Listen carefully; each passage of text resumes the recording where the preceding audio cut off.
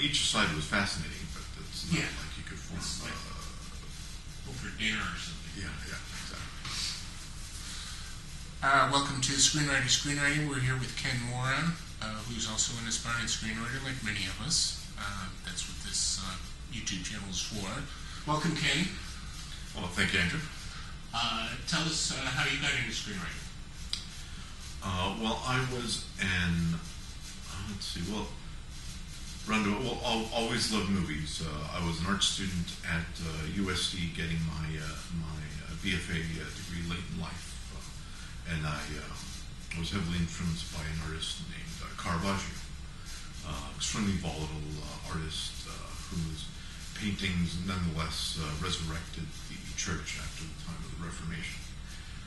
And I thought it would make a great topic for a movie. And an instructor of mine said, there is a movie by Derek Jarman called Caravaggio. And so I was thrilled that was the case. So I went over to Viditz, which is a place you go to find hard-to-find videos. And I checked it out. And it was perhaps a great movie about an artist that was not as historically volatile and whose works weren't as beautiful as Caravaggio's. It was a struggle to get through, and people always say, wait till the end, because there's this great scene where he's running through these golden fields of grass, and as a screenwriter, when we're in critique, and you critique your first 20 pages. And then people have all these questions and say, why did this happen? So, the next 5 pages, this just sets up the next 5 pages, and that's where that all happens. So I would expect more from a completed feature film that the entire movie serves as a setup for the last 5 minutes. Right. That kind of got my goat. But anyway, I still haven't been able to make my way through the whole thing. But one day I will, and perhaps I will appreciate it then. But anyway, so I said, at about that time, and of course people will fact check this and see it's a totally different time, but I remember there was a movie called A Beautiful Mind, and I was in a secondhand bookstore, and they had some movie scripts, some reading scripts, sold there, donated by people in the industry, and one of them was a screenplay for A Beautiful Mind, and I remember reading it and actually seeing the movie as I read it, and then I wondered, what this, as someone who loves to write, and always thought someday I might write a novel or something. I was what is this beautiful media that actually projects a movie into your head, even as a form of literature? And so I got other scripts like The Great Waldo Pepper and Chinatown, and, some of my favorites. And I experienced the same phenomena. And I wanted to write that visually. I wanted to, in a sense, do what I do with painting, is project a story into people's heads. So I studied screenwriting. This was after my degree at USD, which is ironic because I never got a chance to take a film school class at USC. They were all fine arts related. But as I went into the real world and did not gain gallery representation after my first couple of years at USC, and got a straight job as a e-commerce developer, and went back to the straight world, I just couldn't rid myself of the need to write. And so I wrote the script for Caravaggio called The Light Before the Darkness. Got a couple of professional critiques, and then honed it to the point where I thought I could submit it to film festivals. And it was on the strength of my performance at my first film festival that I got representation by our friend Andy Robin of screenbrokers.com. And I thought, this is it. And two things happen. One, when you get success, and then in the intervening months, I started winning accolades from other screenwriting contests. So, of course, a caution to all screenwriters who have the same experience. There's a tremendous temptation to like the Clampetts, pack up the wagon and move to Beverly, but it turns out to be a long slog, and it's hard even for people who make it to continue to make it. And there are people who have sold screenplays that continue to have day jobs, and so I would not advise that people quit their day jobs or other forms of income, even if they experience a first flush of success. But anyway, it got considered and optioned by a Dutch director, and I was very happy. And I was working on other screenplays, one of them, Magnum Farce, which I eventually adapted the first act of into a short film. Did very well at film festivals. And so there's this whole tier of success that happens at the amateur level, which is great. I mean, it gives you encouragement to keep going, but financially does nothing for you except cost more money. So that's how I got into screenwriting. That's how I got the bug. Unfortunately, so you would say watch the dollars and cents. It's definitely worth it to write because it's enriching. Yeah. It might be lucrative, but definitely watch the dollars and cents. Exactly. And if you have the temperament to keep your day job, right. Which it turned out I didn't, because once I got the bug, my eyes literally rolled off the computer screen anytime I would see code.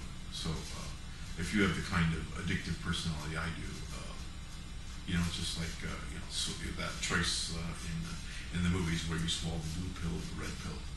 Just be careful which pill you swallow, and if you swallow the red pill, just be prepared to buck up and have an adventure. Right. So be cognizant of the downsides and that it's a business. And, yeah. It's not all puppy dogs and flowers. Yeah. I mean, whatever that means. My first award was in 2003, and now it's 2015, and I still have not been able to claim a single year where the income from it was anything substantial.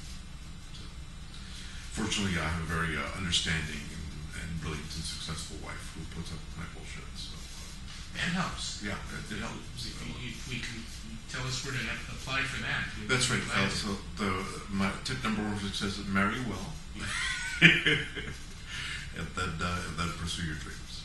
In the context of your screenwriting, you've branched out, though. As you said, you've done Magnum Farce, which is your short film. You're also looking to do that in a feature form.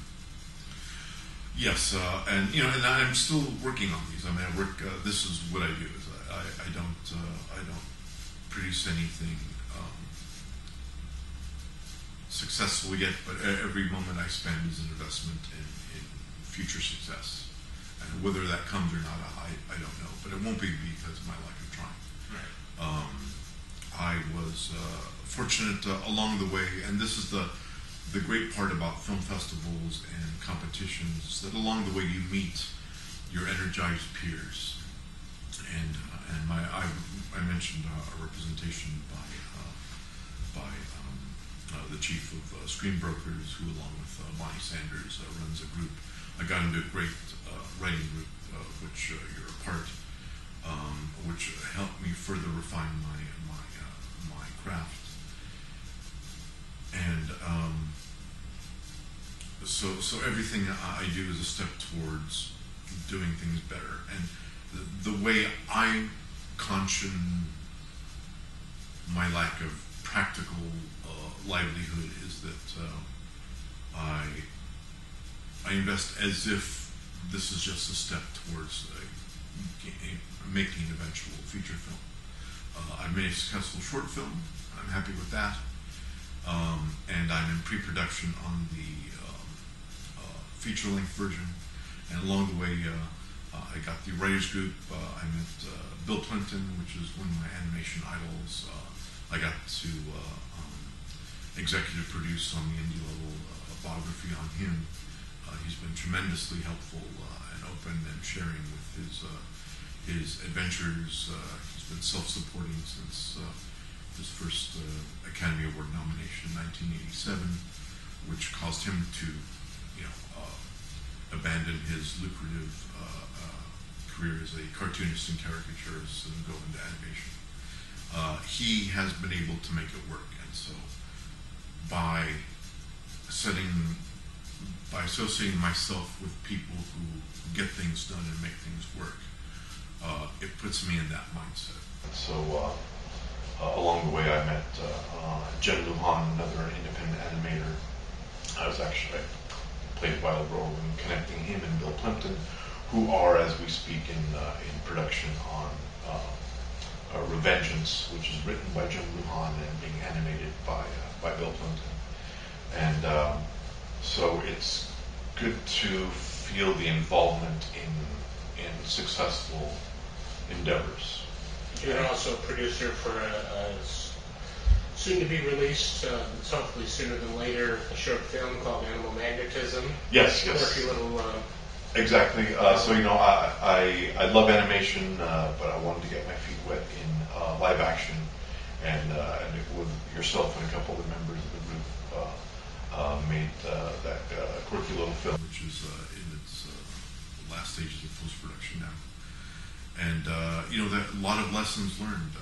As somebody who's indie and comes in from the outside, you sometimes don't appreciate the methodology for that Hollywood has for producing films. But as we learned, a simple thing like slating your scenes can save a tremendous amount of headache. And as somebody technically involved, you think, everything's time coded, so we can just use that. But then when you copy files, that time code does not read on your desktop, and a little thing like that can trip you up. And also having too many takes on the scene and going for perfection. And when you're shooting, multiple choices seem like a good thing. Best to have a wealth of choices. And this is I've also found in the voice recording booth, and that is not the case. You want to go until you've got a good take, or a couple of different takes you can splice into a good scene, and then by all means get the hell out of there and move on. As we write, we should edit as we go. Of course, I and virtually everyone I know can't help but do that. But at a certain point, you got to go, there are other parts of the story that need to be developed. And those later parts of the story almost always inform the parts of the story that you're stuck on.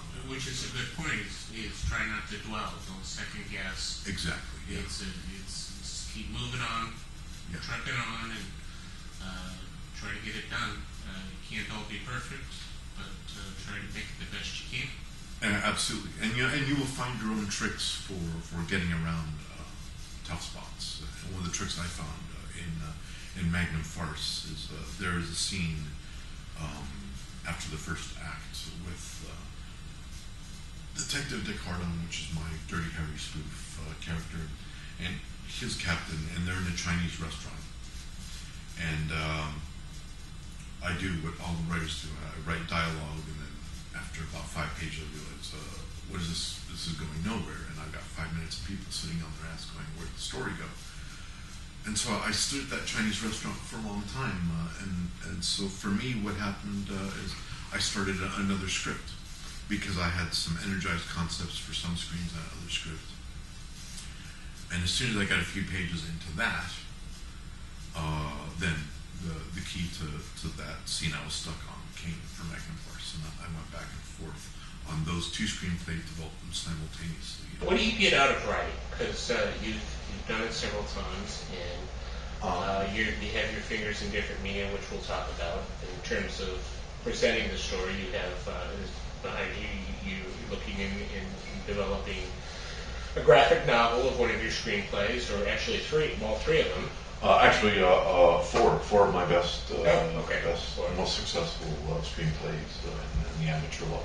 And you've done Hey, we'll talk about that. What do you get at? Because as you said, it's not money isn't raining down on you. What do you get out of it?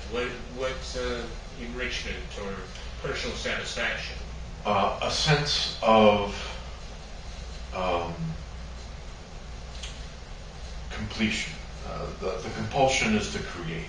Mm-hmm. And I found this universally to be true. I mean, before I started writing, I always envisioned a writer as somebody with a passionate story to tell that learns how to write in order to deliver that story. But actually, it's all bass backwards. Everyone I know who writes says, I love this book and I would like to be a writer like this author, and I know jack shit about it, and I don't have an idea what I want to write. Mm-hmm. But then they start learning the craft.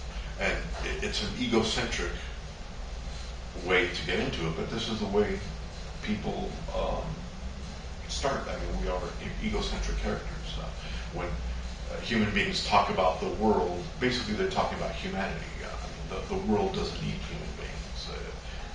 One might argue, especially with recent developments, that the world would be much better off without them. So when we talk about the worlds, these are worlds of our own construct, and our ego has a need to impose itself on that world. So that ego drive always comes first, and it's a good spark, but it's not the engine that drives. So what I get out of it is I get my fulfillment in facing the challenges that go from the nebulous and the ego-driven wish to contribute to the conversation that humanity has going, and the mastering of the nuts and bolts and actually getting things finished and being satisfied with that final product. And the feeling of accomplishment I had after my first screenplay was tremendous, and even the realization that it needed a lot of editing after that didn't deflate that feeling of accomplishment. Do you think, well, we're talking about editing, do you think it's probably best to get your script and story in whatever format you put it in out there, blemishes and all, before you start cutting, or are you more of the editing as you go person? Well, I am and always will be as terribly insecure as I am driven. And so I made the decision that when I finished my first draft, I would get somebody professional to look at it. And so I found a professional critique person, and if you have show notes, I swear I will find out who they are. Or if you have a camera insert, that will be here because she deserves a lot of credit. Susan Kellum, I want to say, but I will correct that. You'll put that on there because she deserves.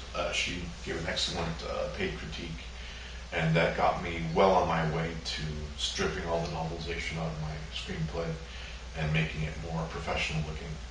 And I went to one other person before that, and again I'll give you that name. So after a couple of professional critiques, I had what I considered polished enough screenplay to submit to competitions, and it did well right away. And so I think it's worth getting your stuff looked at, because we all have that first flush of, wow, this is fantastic, and wow, I actually wrote a movie, and this is as good as anything I've ever seen, and people will love it. My poop don't stink. My complex that we all have. Exactly. Yeah. And while that's true for an infant, once you start eating the solid food of literature, yes, things do tend to stink up a bit. How much is, since you've, and now there's an eye on money too, because you're certainly not going to get an objective professional critique from your mom if you give it to your mom. Yeah. But there's got to be a balance there, because when we're talking about money too, there's only so much you have, and do you find that the professional critique is worlds better than the screenwriting group, for instance, who are somewhat professionals? They've not been in the field, but they've sure paid attention a lot to the medium and what they do. From where I am now, the writers group suffices, because I've learned the hard lessons of the professional critique. If I would highly recommend for your first screenplay, or even if it's not your first screenplay, but you've never had professional critique, to get that and get a breakdown and a written, bullet-pointed critique from somebody who knows what they're doing. And the way you know someone who knows what they're doing is their credits include people they've consulted with who've gone on to make films that are worth seeing. So at least a few times do a professional round of your script. Yeah, I would, and get my first critique was from a female TV writer who did great consulting on some successful indie films. My next critique was from a male Hollywood insider, and they were two different takes on the same screenplay. Each added its own dimension to the craft, and each of whom pointed me to different books to look at, to consult with. Now, what does a professional looking at it versus the mill of the screenwriting group, would you prefer to have it exclusively your feedback from professionals if you could, ideally, or what does the screenwriters group give that professional does not, or vice versa? As long as your screenwriters group is largely populated by people who enjoy and understand movies and their construction, then that suffices for me. And my last two screenplays, that was enough for me with the experience I gained from the professionals on my first script, to listen for the things that let me know what I'm writing isn't working. And I'm sure you've had the experience. There are times when we've read your stuff, right, that you can tell simply by the tone and the sort of silence and the reaction in the room that the energy is good. People are really digging this, and then you get to a point where you can feel the loss of people's attention, right. And then when it comes back, and you may get a swarm of contradictory responses. But so the education enables you to hear what's good for you in the direction you want to take the critique. In regards to critiques from a variety of people, professional or semi-professional, or the aspiring lot, that there's plenty of critique there, do you get into roadblocks where you say, well, I just can't do it that way, or I can't see I understand their point of view, but I just can't fit that square peg in that round hole, despite the fact that they make a lot of sense, or I just want to go my way. Yeah. Hell or high water. Yeah, absolutely. I mean, there is that point, especially when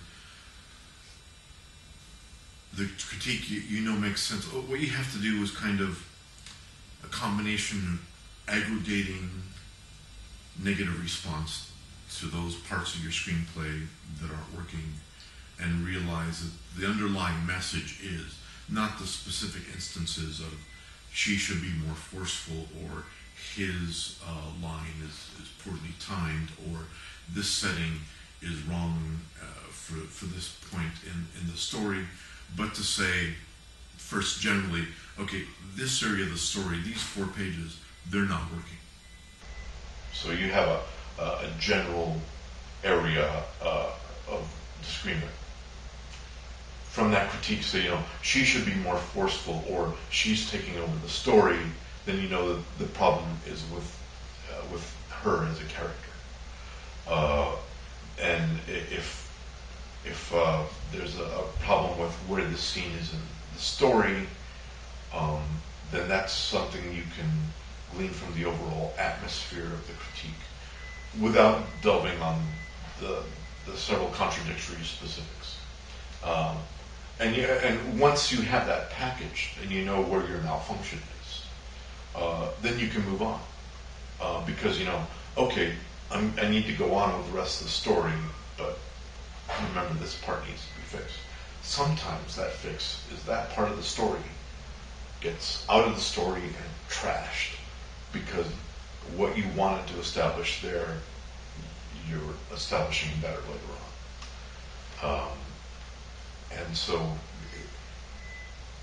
the secret is the openness to the critique and the not dwelling on specifics. Critique is valuable, but ultimately you have to be the final judge, Yeah. and hopefully you're open-minded and open to critique and understanding. Tough balls to juggle. Yeah. But ultimately you get somewhere with it, and it's definitely a benefit. Let's talk about your stuff specifically. So you have Magnum Farce, Caravaggio, Miss Valkyrie, And Cage Birds. Cage Birds.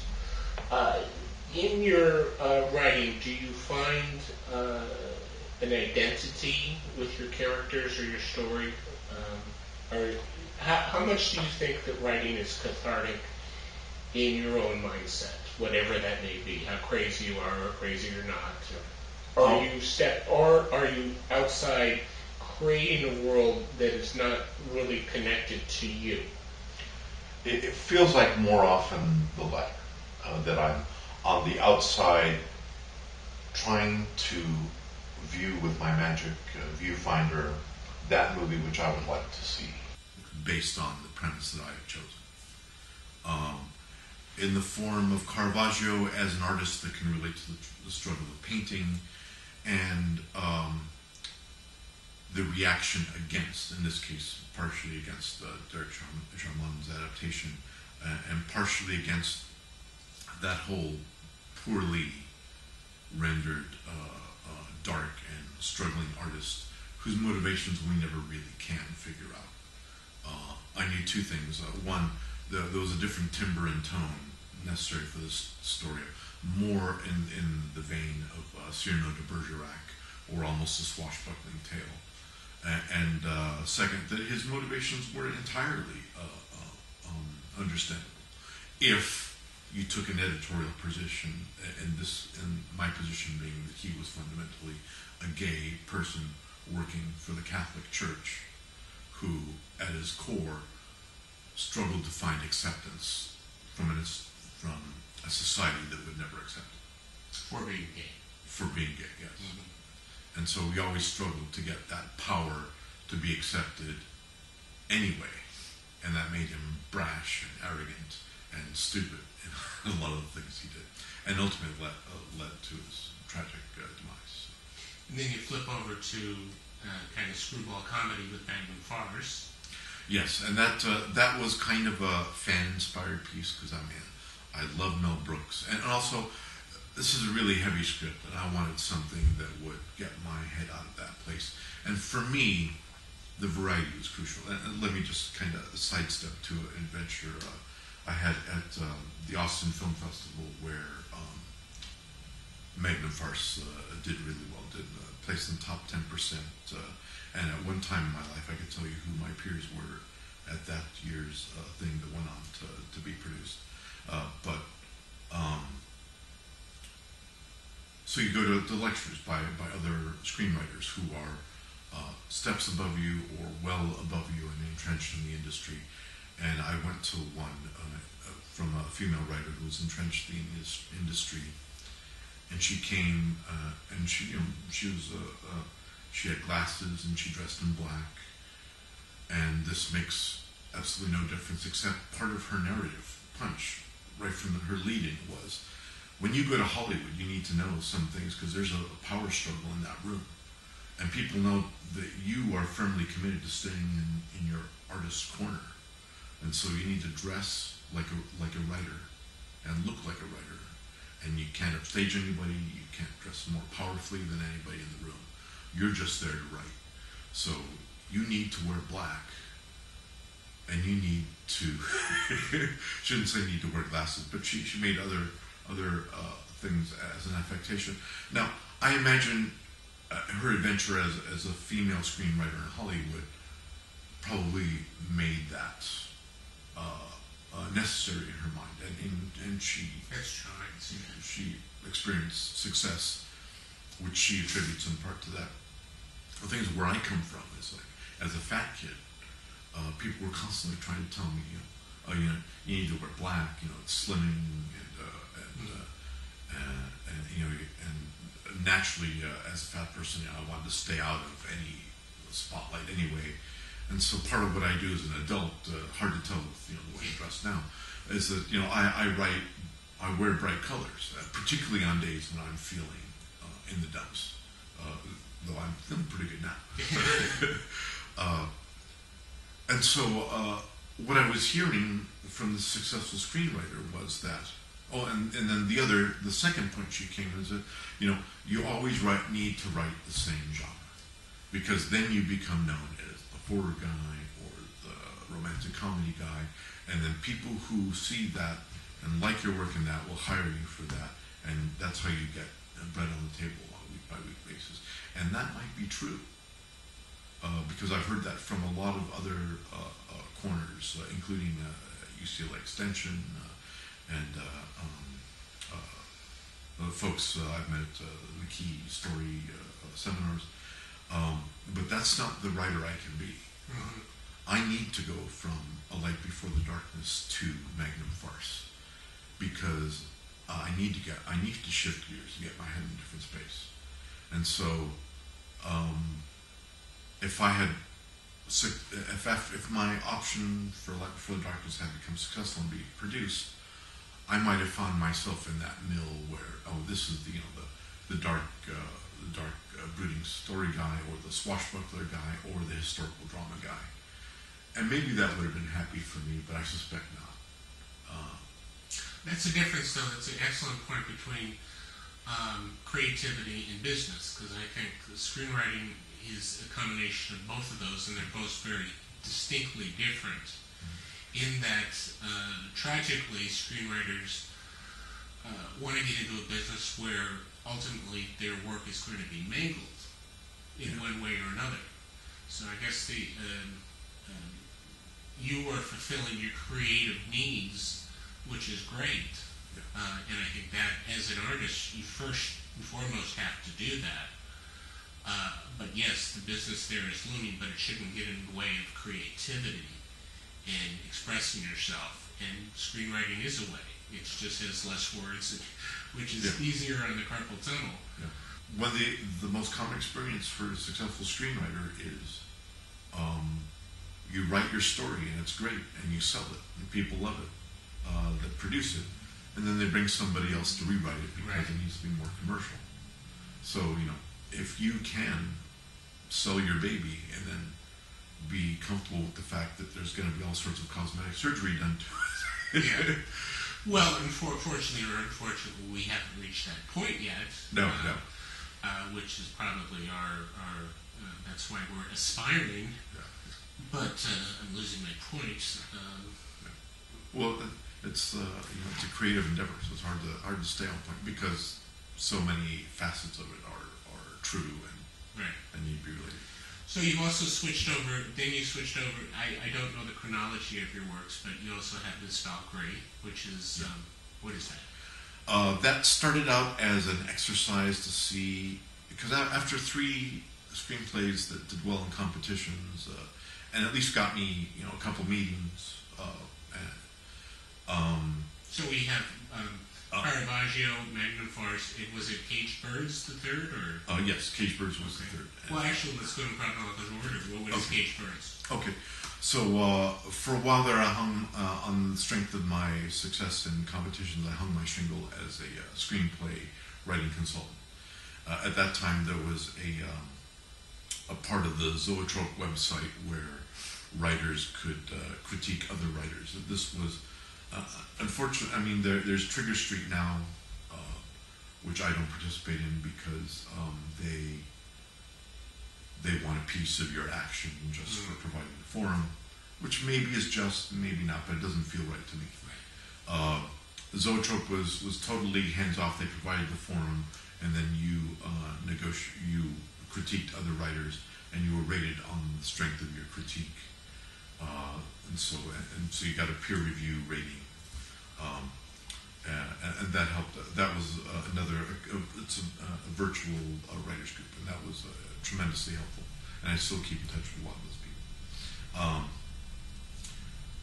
The question was, my third screenplay. Okay, so I hung my shingle as a screenwriting consultant. Didn't make a lot of business, but one of the contacts I made was a Greek writer named Alexander Hayden, who, like a lot of writers, are creative and capable of formulating premises in their language, but they're not really good in English. Well, as he was trying to sell one story to someone he met, he mentioned, comes a point in the conversation, well, what other things are you working on? And so he brought to the table something that he had not developed yet, but it was just a nebulous idea. And the guy goes, I know the perfect production company for that. It's a Turkish production company, and they do a lot of work in Greece. And if you could get me a script, if you can get me a treatment, then I can convince them to pay for the first draft of the script, and we could conceivably get this done. And so he came to me all excited, and I said, well, okay, I'll take a look at the treatment. And I looked at the treatment, and it was, if I can get 5 fairly polished pages done a week, I'm at a really good pace. This one, for some reason, so inspired me that I was completing 15 pages in a week. I'm not the type of person that you give a deadline to, and I work extra hard to meet that deadline, because my creative process just shuts down. Right. So I say, so all along the way, so, I'll give it my shot at producing as quickly as I can, and as it turned out, I just fell in love with the story. And there are a lot of near-miss stories and misadventures and stuff like that. Basically, what happened was they did not pay me or Alex for the first draft, and so as people who are motivated to do things and get things done, we started putting out feelers, and we actually got a draft to Mila Kunis's previous representation, and then she switched agencies and stuff like that. But we had threads of attachment forming, and one of them, and I have no connections in Europe, but I tried to get in touch with Ludwine Sanier's representation, got absolutely nowhere. And Alex knew somebody who knew somebody, and so there was a possibility there. Months later, I checked the website, and they had another project in development with Mila Kunis and Ludwine Sanier. And but it didn't get my gander up because it was a different story. But it was. What was the story of Cage Birds? The story of Cage Birds is there are two women fighting their cultural oppression in the 1960s. One a very successful classic piano player, and the other one a whore from the streets of Paris. And so it's two stories and how they intermingle and how they're constantly separated, not only by society but by their own personal struggles, and how eventually they do or do not come together. And it was so out of my wheelhouse because as I was writing it, it felt like a foreign film of the type I like. And so as you watch movies and you like them, there's this part of you that absorbs that feeling and is able to project it out later. And it was wildly different from anything I'd written before, and so it was just entirely energizing. Okay, so we had Miss Valkyrie. Ms. Valkyrie. So now I was feeling invincible. I had written a historical swashbuckling autobiography. I'd written a slapstick, laugh-a-minute spoof of Dirty Harry films. I'd written a European-style melodrama. And I'm going, geez, just how good am I? So I started Ms. Valkyrie based on a dysfunctional near future where an extension of our current liberal conservative political values are coagulatingly intermixed, sort of like pouring lemon juice into milk, but yet life goes on. In this scenario, the rich always have options, and in this scenario, while technology advances to the point that the wealthy can live on forever, the poor are consigned to their choice of how they die. And so she's a person, a hospice worker, unconventional, that decides to buck the system, and then it becomes a thriller on how she survives being a target. What inspired that?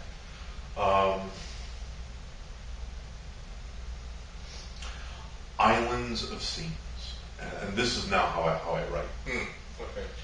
Because if you read any books by William Goldman and how he writes, he's that rare writer that starts at the beginning, works through his story, and stops at the end. And I don't know anyone else in the world who writes like that. So the longer you pretend to be able to write like that, if you're a writer like I am, the more frustrated you get. In that he's not sure what the story will be? That he develops the story as he goes along. I imagine he has an idea, or he's directed to end up at a certain place. But I can't chain my thoughts that cohesively in the development stage. So you write different parts of the script as you Yeah, go? exactly. Interesting. And I've been to Writers Boot Camp, and they kind of teach a William Goldman-esque thing where you start with the log line, the title and the log line, and the short synopsis, and then the outline, and then you work from there to the story.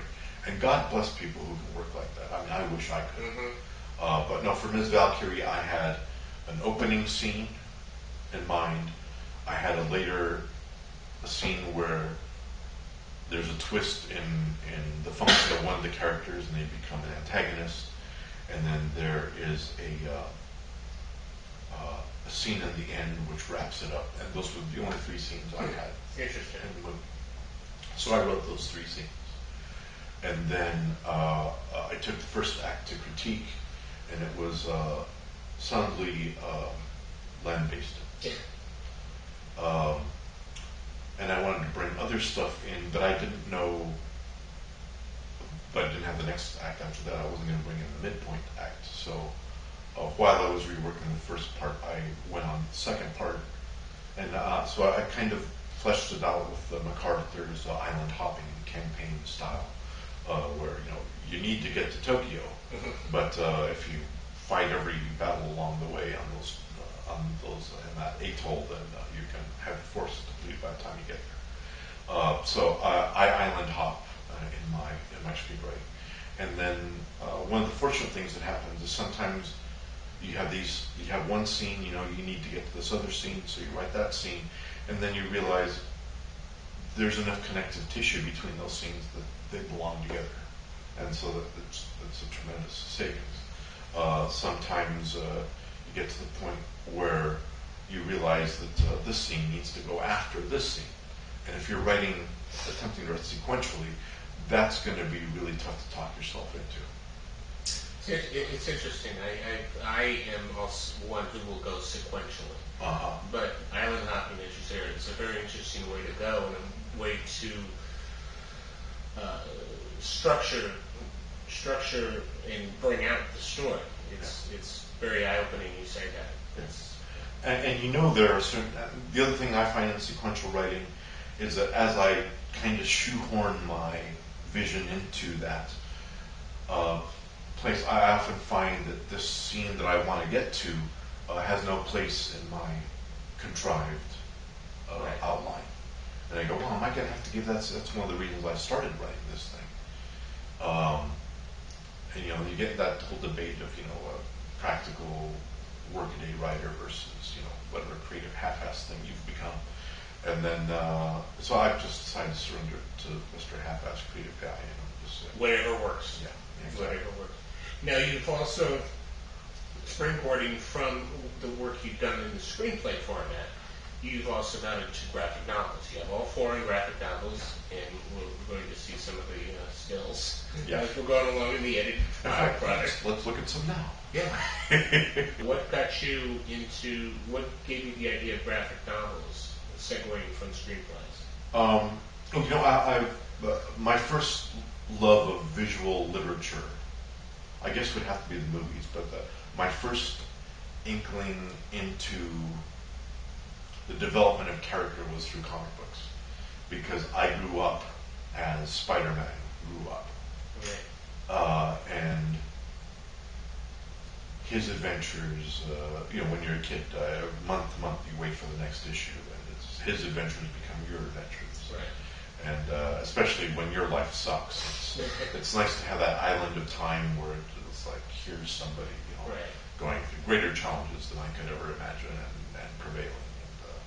And so I've always loved comic books, and I've loved movies, visual media, and I started beginning to notice a kinship between the two. And of course, such a thing is de rigueur now with the adaptation of all these great comic books into movies. Right. But it took me a while to envision my screenplays as graphic novels. And but as I began to storyboard out Magnum Farce, the adaptation for the short film, those parallels started like hammering away at my consciousness. And I was thinking, as you deal with expense and stuff like that, I was going, well, you kind of like make a comic book of this thing. In fact, this difference between a storyboard and a comic book are simply, the static 16:9 or whatever the format, frame size. So the parallels became clear, and I started seeing unorthodox comic books being made into movies. And I thought, well, they're just supremely adaptable. And I may never get my movies done, but I know I can get a comic book done, and I know I know enough about visual composition that I can get it done right. Because I started working on that, and it's been supremely satisfying so far. Oh, great. So it gives you some sort of a sense of completion and progress on that.